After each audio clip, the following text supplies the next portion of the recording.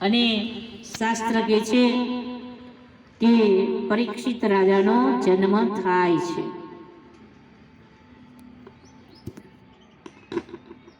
અને એનું નામ ભગવાનના દર્શન કર્યા હતા, પરીક્ષણ થતું હતું એટલે પરીક્ષિત રાખવામાં આવ્યું.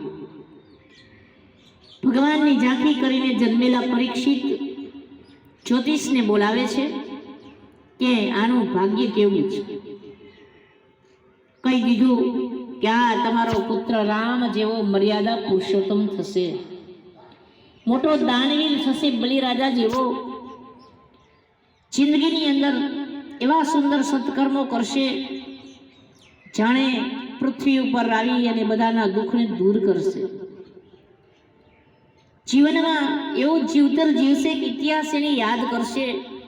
પણ એના ભાગ્યમાં એક એવું લખાયું છે કે તક્ષક નામના કાળોતરા નાગના દંશથી એનું મૃત્યુ થાય. તક્ષકથી જે મૃત્યુ પામશે, સર્પદંશ થશે, તેને 100 ગુના થાય ને પછી સર્પ દંશ આપે. ત્યાં સુધી નાગને કોઈ મારે નહીં તો બીજા જન્મમાં સર્પ એને દંશ આપે ને એનું મૃત્યુ થાય. બાકી સર્પ કોઈ દી કારણ વગરનો કોઈને દંશ દેતો નથી. એમને એમ કોઈને એ દંશ ના આપી શકે. જેના દ્વારા મૃત્યુ લખેલું હોય એના દ્વારા જ મૃત્યુ થાય. તમારા પુત્રનું ભાગ્ય એવું છે કે એને કાળોતરો નાગ દંશ દેશે. પણ એ વાતને મનમાં રાખી આ બાજુ સમય પસાર થવા લાગ્યો. પરીક્ષિત રાજાનો જન્મ થાય છે. મોટા થવા લાગ્યા. પાંડવોએ મનમાં એવું નક્કી કર્યું કે હવે આપણે એક કામ કરીએ. દાદાએ વિદાય લીધી, મહાભારતમાં બધા મરાયા, કોઈ બચ્યું નથી. હવે આપણે હિમાલયમાં જઈએ અને હાડ ગાળી નાખીએ. બરફની અંદર ચાલતા ચાલતા એક પછી એક બધા ચાલવા લાગ્યા છે. કહેવાય છે કે બધાના હાડ ગળવા માંડ્યા બરફની ઠંડીને લીધે. એક પછી એક ટપાટપ મરવા લાગ્યા, મૃત્યુ પામવા લાગ્યા. સહદેવ, નકુલ, અર્જુન, દ્રૌપદી બધાના હાડ ગળવા માંડ્યા છે. જતા જતા કોઈ બચ્યું નહીં. માત્ર ને માત્ર યુધિષ્ઠિર બચ્યા. એ સીધે સીધા સ્વર્ગમાં પહોંચી ગયા. એને બરફ ગાળી શક્યો નહીં, કારણ કે સત્યનું આચરણ કરતા હતા, સાચું જ બોલતા હતા, એ ક્યારેય જૂઠું બોલતા નહોતા. એટલે અને કૂતરો એની સાથે હતો. એ કૂતરો પણ સ્વર્ગમાં પહોંચી ગયો. એટલે તો કોઈનો કાળ આવવાનો હોય ને ત્યારે કૂતરું રડવા માંડે છે, કારણ કે એને દેખાય છે કે કોઈનું કાળ મૃત્યુ આવી રહ્યું છે, કારણ કે લોકમાં જઈને આવ્યું છે. અર્જુન સહિત પાંડવો ગયા. હવે ધૃતરાષ્ટ્ર અને ગાંધારી બચ્યા છે. 100 દીકરાના મૃત્યુ થયા. એટલે કહેવામાં આવ્યું કે તમે વિદુરજી ઉપદેશ આપે છે કે 100 પુત્રો મરાયા, હવે તો ભક્તિ કરો, તમારો કયો અધિકાર છે. એને નક્કી કર્યું. બંને જણા ત્યાંથી નીકળ્યા. જંગલમાં કુટિયા બાંધી ફળ ફૂલનો આહાર કરે, કારણ કે મૃત્યુ પામે એની પાછળ મરી તો જવાતો નથી. જીવવું તો માણસને પડે જ છે. આયુષ હોય ત્યાં સુધી જીવવું પડે. એટલે એને નક્કી કરેલું કે આપણી જિંદગી હશે ત્યાં સુધી આપણે રહેવું પડશે. રોજ હરિસ્મરણ કરે. છેવટે ગાંધારી અને ધૃતરાષ્ટ્ર યોગાગ્નિથી પોતાના પ્રાણને છોડી દે છે અને વિદાય લે છે. એ કથા અહીંયા લખવામાં આવી. પાંડવોએ કર્યું સ્વર્ગારોહણ અને ધૃતરાષ્ટ્ર અને ગાંધારીએ પ્રાણ છોડ્યા. પરીક્ષિત રાજા મોટા થયા, ગાદી મળી. ભગવાનના ભક્ત છે, કોઈનું દુઃખ જોઈ શકતા નથી અને મનમાં નક્કી કરેલું છે કે હું બધાના દુઃખને દૂર કરીશ. એક દિવસની વાત, પરીક્ષિત રાજા ઘોડે સવાર થયા, અશ્વ પર સવાર, હાથમાં બાણ છે, જાય છે. એટલામાં એને એક ગાયને જોઈ, ગૌ માતાને જોયા. એને ગૌ માતાની અંદર 33 કરોડ દેવતા છે.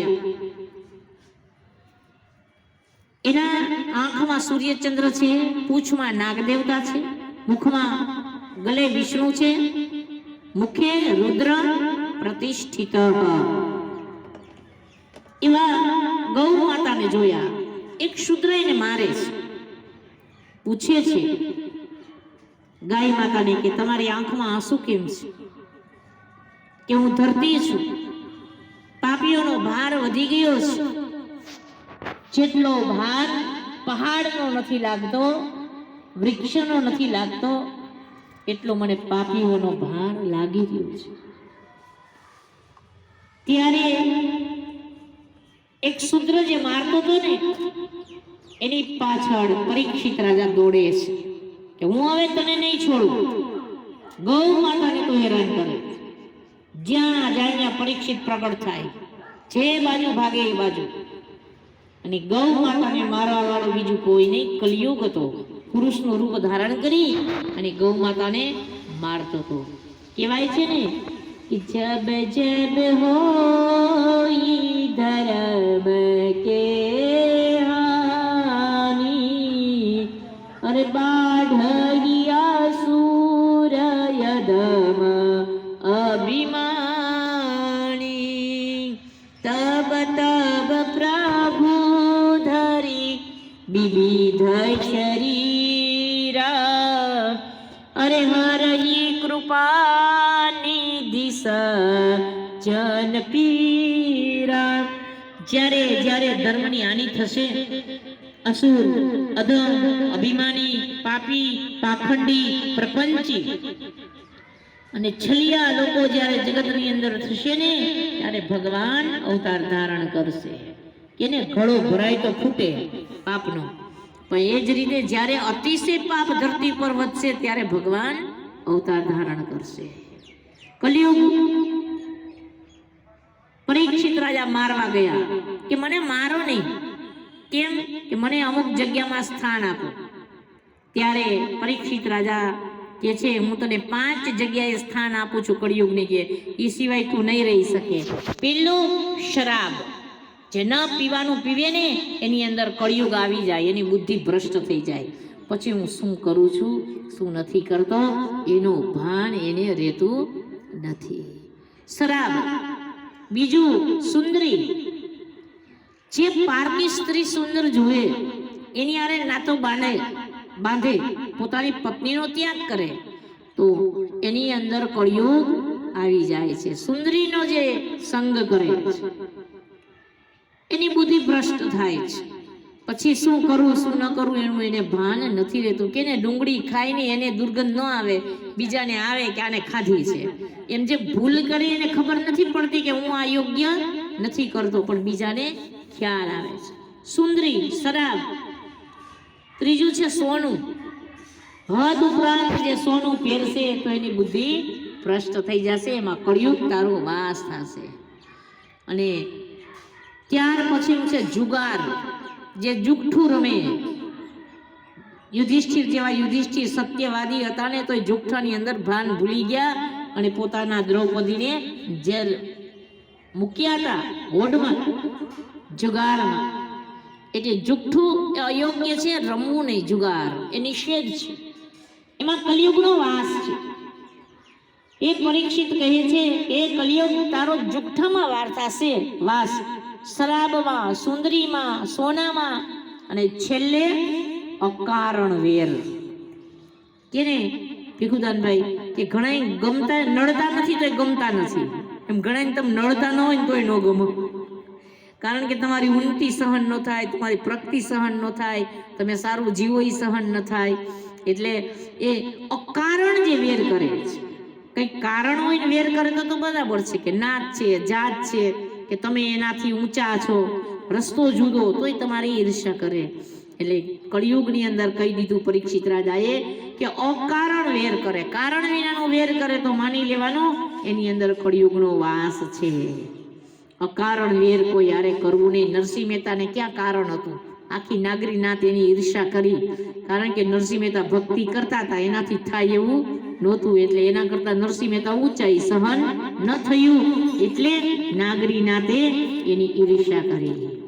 એની પાસે કાંઈ નહોતું. અરે રેવા નથી જોને ઝૂંપડું અને જમવા નથી જુવાલ. અરે બેટો બેટી વળાવ્યા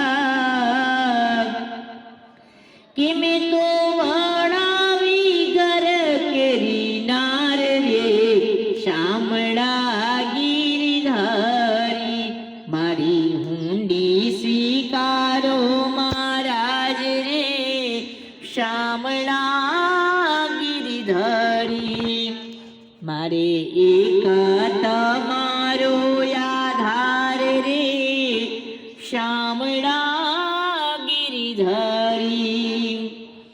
કાંઈ નથી. અરે ગર્થ તો ગોપી ચંદનનું અને તુલસી હે મનોહાર પણ સાચું ઘરેણું મારે શામળો. એ મારે દોલતમાં જાંજ પખાજ રે શામળા ગિરધારી મારે દોલતમાં જાંજને પકાન રે શામળા ગિરધારી. મારી હુંડી સ્વીકારો મહારાજ રે શામળા ગિરધારી મારી હુંડી સ્વીકારો મહારાજ રે શામળા ગિરધારી. મારે એક તમારો તો કે આધાર રે શામળા ગિરધારી. ભગવાનનો આધાર. કળિયુગનો વાસ ત્યાં થશે. કઈ પરીક્ષિત રાજાએ કળિયુગને સ્થાન આપ્યું કે ને જે પોષતું એ મારતું એવો દિશે ક્રમ કુદરતી. પરીક્ષિત રાજાએ સ્થાન આપ્યું ને તો એના જ મુકુટમાં જઈને બેઠો અને પરીક્ષિત રાજાની બુદ્ધિ તો કે ભ્રમિત કરી નાખી. બચાવ્યો ન હોત તો વાંધો ન આવત, મારી જ નાખ્યો હોત કળિયુગને તો. પણ કળિયુગને બચાવ્યો. સમય વીતવા લાગ્યો. સુખદેવજી